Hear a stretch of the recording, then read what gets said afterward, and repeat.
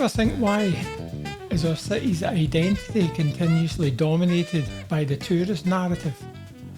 How come the official identity of Glasgow sometimes relies only on a small set of elite institutions, such as the Borough Collection, and things that sometimes have little or nothing to do with Glasgow or its people, while institutions that have everything to do with the city, like the People's Palace Collection, are now almost missing from that conversation?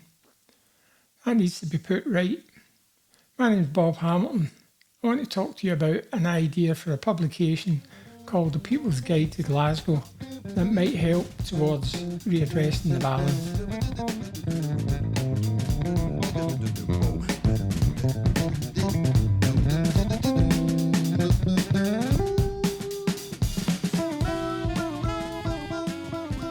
So the People's Guide to the City could be twofold. One, it could function simply as a guide for the discerning citizen and traveller to Glasgow who's maybe more interested in the working class radical culture of the city than its shopping malls and commercial attractions. And two, it would work as a handbook of contemporary and historical events that are helping and have helped in the past to shape the city's identity.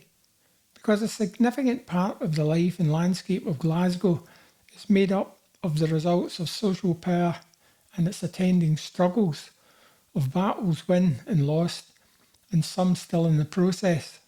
So we need ideas to constantly remind ourselves that the struggle for a decent life and alternatives is continuous and will need to involve us all, and ultimately will be informed by our various shared and collective activities. So how would we go about producing the People's Guide? Well, the production would be open to discussion, same as everything else really, and involve advice from the experts in the fields of publishing, data collection, organising procedures and so on. But for now, we will look at some ideas of how it could take shape. The content of the guide will work from the perspective of people's knowledge and the wide variety of public resources and personal collections that could be available to us, and ultimately in delving into and exposing that which is hidden or receives less attention. We will look for that knowledge in the Glasgow villages like Bridgeton, Partick, Govan, and the outer reaches of Easterhouse and Castlemilk, and so on. Here we want to open out and highlight the rich tapestry of working class life and explore the history and life of different places and the work of local historians that took the time and effort to record them in both past and ongoing research.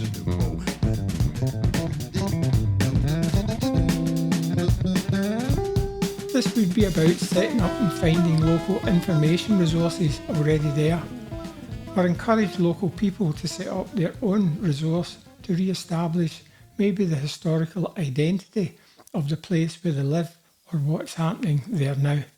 Through a collection of city geographers, we would work to create a series of articles, journals, events, timelines, reference material and graphics that would help to engage ordinary members of the public in an enjoyable way of the richness of their political and cultural heritage. Because there are many people who are collectors of social history, know about things, collect things, teach things, explore the city and have ideas to share, we would help to find them and encourage them to become city geographers and contributors for the Glasgow Guide. An important part of how we progress is to remember and register the inspiring work of the many who fought in these tireless battles that collectively helped to build a decent life for many ordinary Glaswegians, including those who graft in our present communities, work for the same things. The educators, the organisers, the women and men who work to change the world and can help to inspire the new generations coming of age. And for living in a city that has endured many of its trials and tribulations by invention and innovative humour under all sorts of circumstances, for what would the Glasgow Guide be without humour and the colourful characters and the novel ideas that help to keep people's heads above the water, particularly in times of strife?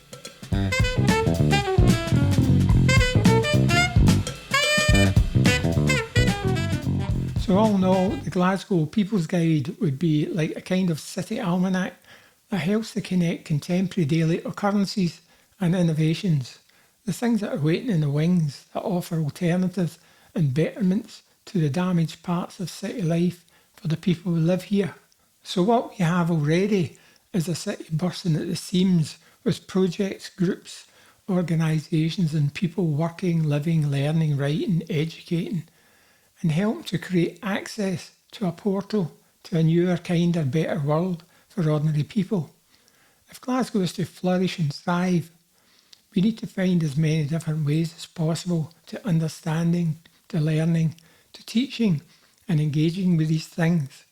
The Glasgow People's Guide would aim to be part of that process and also converge and be part of the wider concern of building a vision for life after capitalism. So when I say we, I mean you and me. This needs to be a collective process where we all become learners and teachers at the same time. If any of this exciting project interests you, or indeed this is what you might be working on, or if you would like to be on a mailing list for updates or have questions, need to know more about the project, about collaborations, send me an email and watch out for updates and some podcasts coming your way.